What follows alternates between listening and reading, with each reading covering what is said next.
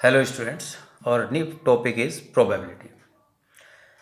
तो basic probability समझने के लिए 2 से ढाई मिनट मेरी बात को अच्छी तरह सुनिएगा और उसको समझिएगा। In our daily life the word probably और chances is very commonly used. Probably और chance is very commonly used.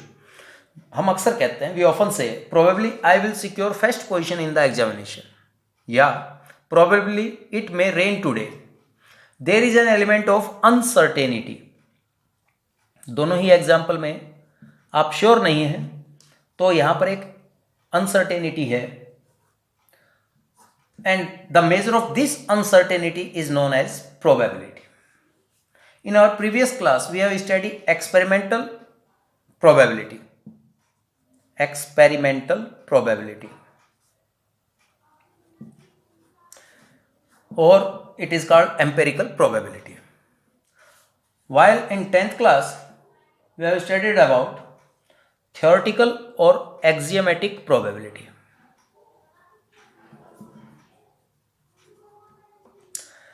Experimental probability we have studied in previous class. Experimental probability of an event which were based on the result of actual experiment. जैसा कि 9th class में आपने पढ़ा होगा कि हम सुबह 9 से 10 बजे अपने घर के बाहर एक चेयर डालकर या छत पर एक चेयर डालकर बैठते हैं और देखते हैं कि रोड पर कितने 2 व्हीलर आए, कितने 3 व्हीलर आए और कितने 4 व्हीलर आए, और उसके बाद हम पूछते हैं कि 3 व्हीलर की प्रोबेबिलिटी क्या होगी, या 4 व्हीलर नेक्स्ट व्हीकल 4 व्हीलर आने की प्रोबेबिलिटी क्या होगी। वो हमने एक्चुअल एक्सपेरिमेंट किया। The basic difference between experimental and axiomatic approach of probability या to probability is that in experimental approach to probability, the probability of an event is based on what has actually happened, where in theoretical or axiomatic probability we try to predict, एक पूर्वानुमान, एक अनुमान लगाते हैं, we try to predict what will happen without actual performing the experiment. Okay? तो इन दोनों चीजों को समझने के बाद हम बात करते हैं कि probability of an किसी एक्सपेरिमेंट में इवेंट्स की प्रोबेबिलिटी क्या होगी। तो प्रोबेबिलिटी ऑफ एन इवेंट को फाइंड करने के लिए हमारे पास बेसिक फॉर्मूला जो हमने 9th क्लास में पढ़ा था, क्या था? टोटल आउटकम कितने थे और फेवरेबल आउटकम कितने हैं। फेवरेबल इन द सेंस, अगर मैं if a coin is tossed then find the probability of getting head, यानी कि मैं क्या चाहता हूं कि हेड आने की प्रोबेबिलिटी बताइए, वो हो गया फेवरेबल। बट टोटल आउटकम में तो हेड और टेल दोनों आएंगे ना, तो ये favourable upon total outcome, that is probability of an event. और इसमें बेसिक सी चीजें हैं जो 9th में आप पढ़ चुके हैं, फिर उन्हें रिपीट कर देते हैं। किसी भी इवेंट की प्रोबेबिलिटी 0 या 0 से बड़ी होगी, 1 या 1 से छोटी होगी। Probability of an event is always lie between 0 and 1। Second one, probability of happening and not happening, E dash, sum of probability is always 1। तो क्या याद रखेंगे? sum of probability of an event of an experiment is always 1। if a dice is thrown, find the probability of getting 1, 1 by 6, find the probability of getting 2, 1 by 6, find the probability of getting 3, 1 by 6, find the probability of getting 6, 1 by 6, and sum of these is 6 by 6. Sum of probability of an experiment of is 1। E and E dash show happening, not happening, win, lose, lose, win, एक दूसरे का। तो सम क्या होगा probability का? 1। अब बात आती है, सर जीरो प्रोबेबिलिटी कब होगी? किसी इवेंट की प्रोबेबिलिटी अगर 0 आ रही है तो इसका मतलब वो इम्पॉसिबल इवेंट होगा। और अगर प्रोबेबिलिटी 1 आती है तो श्योर इवेंट होगा, और श्योर इवेंट को हम और क्या बोलते हैं? सर्टेन, पक्का। इसी में आगे चलते हैं। तो the first book on the probability was written by the Italian mathematician. किसके द्वारा लिखी गई? Italian mathematician. कौन था? जे कार्डन। बुक कौन सी लिखी थी इसने प्रोबेबिलिटी के ऊपर? सबसे पहली बुक जो लिखी गई थी, title of book is book on games of chance. तो कुल मिलाकर आप लोग यहां से बेसिक समझ गए हैं प्रोबेबिलिटी कब अप्लाई होगी। जब आप श्योर ना हो, रैंडमली एक्सपेरिमेंट हो, जिसमें आप बायस्ड ना हो, वहां प्रोबेबिलिटी अप्लाई होगी। ओके, छोटा सा एग्जांपल है, अगर हमारी डाइस क्यूब शेप की बजाय क्यूबॉइड हो, रेक्टेंगुलर हो, क्यूबॉइड हो, तो कहीं ना कहीं हम बायस्ड हो जाएंगे कि जो रेक्टेंगल शेप पर नंबर्स आएंगे उनके आने के चांस ज़्यादा होंगे बजाय इन दो स्क्वायर के। तो यहाँ प्रोबेबिलिटी अप्लाई नहीं होगी। इसीलिए हम डाइस को हमेशा किस शेप में लेते हैं? क्यूब में, कि कभी भी हम डाइस को रोल करें तो उसमें कुछ भी आ सके, हम न कह सके पहले से कि कौन सा नंबर अप आएगा, कौन सा डाउन आएगा। ओके, इसी में आगे बढ़ते हैं। अब सबसे पहले बात आती है कॉइन की। मैं बेसिक करवा रहा हूं, उसके बाद आप अपनी प्रॉब्लम लीजिएगा, बताइएगा। कॉइन में अगर हम एक कॉइन को उछालते हैं, if a coin is tossed we get head and tail, तो टोटल आउटकम कितने हुए भाई? 2। If 2 coin are tossed simultaneously we get, दोनों कॉइन पर हेड हेड आ सकता है, हेड टेल आ सकता है, टेल हेड आ सकता है, टेल टेल आ सकता है। टोटल आउटकम कितने हुए? 4।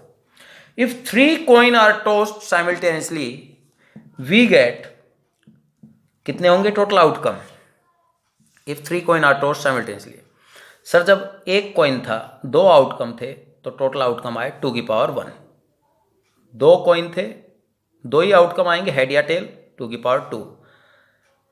आउटकम कितने आएंगे? हेड या टेल सिर्फ 2, मगर होंगे कितने पॉसिबल केसेस? 3 कॉइन है तो 2 की power 3, that is 8। These are total outcomes. Okay? अब 3 कॉइन उछालते हैं, तो अगर हमें सभी पॉसिबल केसेस लिखने पड़े तो बड़ा आसान सा है, head head head, tail tail tail. अब एक टेल को यहां पर इंट्रोड्यूस कर दें आप, हेड हेड टेल, तो लिखने में कभी गलती नहीं होगी। Head tail head, tail head head, 4 outcome. अब एक हेड को इंट्रोड्यूस कर दें यहां पर, यहां पर, यहां पर, टेल टेल हेड टेल, और हेड टेल टेल। यानी क्वेश्चन 2 तरीके से कह सकता है अपनी बात। If a coin tossed 3 times और 3 कॉइन आर टॉस्ड साइमल्टेनियसली, एक ही बात है। If a coin tossed 3 times we get these outcomes, और if 3 coin tossed simultaneously we get these outcomes. अब इन्हीं पर बेस्ड कुछ क्वेश्चंस आते हैं। आई थिंक 1 कॉइन वाले क्वेश्चन आप कर लेंगे।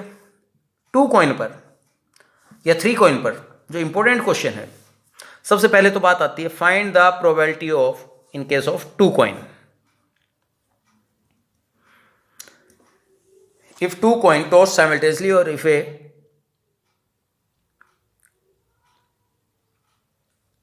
if 2 coin tossed simultaneously, if 1 coin tossed 2 times,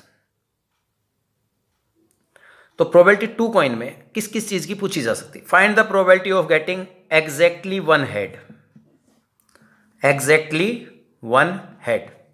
तो सर टोटल आउटकम तो हमें पता लग गया, 2 कॉइन में कितने हैं? 4। एग्जैक्टली 1 हेड किस में है? इसमें और इस केस में, तो 2/4। Find the probability of getting, अब इंपॉर्टेंट चीजें हैं, एटलीस्ट समझिएगा 1 head. Find the probability of getting at least 2 head, और find the probability of getting at most 1 head. Tail भी कह सकते हैं, कोई भी क्वेश्चन पूछा जा सकता है, मगर एट मोस्ट एटलीस्ट के क्वेश्चन मोस्ट इंपॉर्टेंट है इसमें, जिसको आप 3 कॉइन के लिए भी समझ जाएंगे। ओके सर, आउटकम तो श्योर हो गए, सभी में कितने हैं? 4।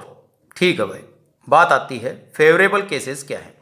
एटलीस्ट 1 हेड, कम से कम 1 हेड हो। सर 2 हैं चलेगा, 1 है बिल्कुल 1 है। सर 1 भी नहीं है, उसने कहा कम से कम 1 हो, तो ये 3 केसेस हैं, कम से कम 1 है, 3/4। कम से कम 2 हेड होने चाहिए। सर सिर्फ इसी के पास है, उससे कम नहीं होने चाहिए, 2 हेड से कम ही है सबके पास, हाँ या ना? तो सिर्फ ये वाला केस है एटलीस्ट 2 हेड। 1/4। फिर बात करते हैं एट मोस्ट वन हेड, ज्यादा से ज्यादा एक हेड होना चाहिए, एक से ज्यादा नहीं होना चाहिए। सर एक भी नहीं है चलेगा, सर एक है चलेगा, ज्यादा से ज्यादा एक होना चाहिए। कुल मिलाकर बात क्या है, एक से ज्यादा नहीं होने चाहिए, ये नहीं चलेगा, एक से ज्यादा है। तो कितने केस हुए, 3/। अब फिर से बात आती है at most 2 head, head head head tail, tail head tail tail. क्या बोला, एट मोस्ट 2 हेड, ज्यादा से ज्यादा 2 हेड, दो से ज्यादा, सॉरी, एट मोस्ट 1 हेड, ज्यादा से ज्यादा एक हेड होना चाहिए, एक से ज्यादा नहीं होना चाहिए। तो इन सब में ज्यादा से ज्यादा एक है, एक से ज्यादा नहीं होना चाहिए, सिर्फ ये केस छूटा था। अब क्या बात कर रहे हैं, eight most 2 head, eight most 2 head, ज्यादा से ज्यादा 2 हेड होने चाहिए, दो से ज्यादा नहीं होने चाहिए। क्या इन चारों केस में देखिए किसी में भी 2 से ज्यादा है नहीं, तो चारों इंक्लूड होंगे, 4/4 प्रोबेबिलिटी बिकम 1। इसी में आगे हम नेक्स्ट वीडियो में डाइस की और कार्ड्स की बात करेंगे। ओके स्टूडेंट्स, इसको रिवाइज कीजिएगा। Thank you.